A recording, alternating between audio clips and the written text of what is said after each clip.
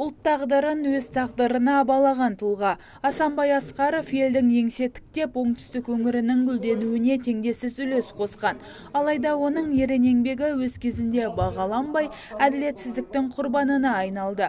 Қойылымда 1986 жылы желтоқсан көтерілісін ұйымдастырды деген айып тағылып, 4 жыл темір торға қамалғаны бейнеленді. Бұл тарихи сәттер келтірілген шығарма еліміздегі Асанбай Асқаровқа арналған тұңғыш драма.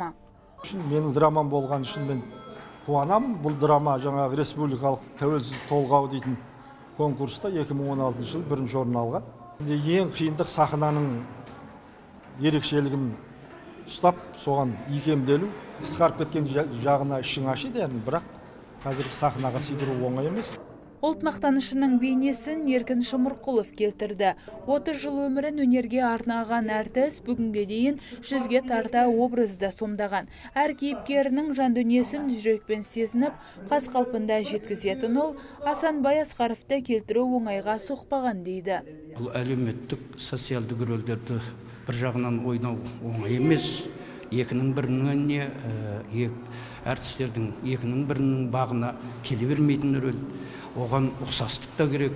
Сахна егер болғаннан кейін, бұны Асанбай Асқаровтың өмір жолына, оның тұлғасына, оның сол кездегі оқиғаға қатысқандағы, сондағы қиналысы, толқуы бәрін енді әртіс ретінде жеткізуге тырысам.